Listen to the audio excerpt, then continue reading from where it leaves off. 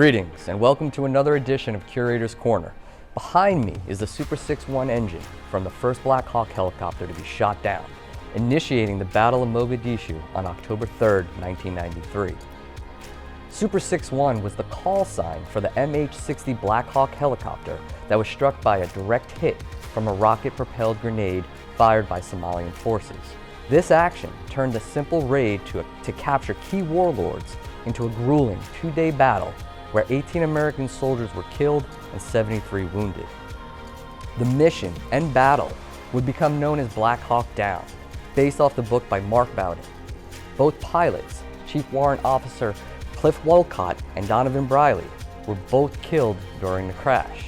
Staff Sergeant Daniel Bush, a Delta Force soldier, was mortally wounded defending the remaining crew after the crash. When you look at the engine with its twisted and rusted metal, it gives you a jarring perspective of what these soldiers went through.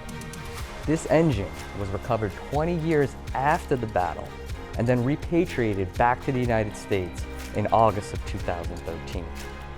So I want to thank you for joining me for another edition of Curator's Corner and allowing me to talk about this very, very important artifact. If you would like to learn more about the Super 6-1 engine or the museum, please visit our website. I hope to see you next month.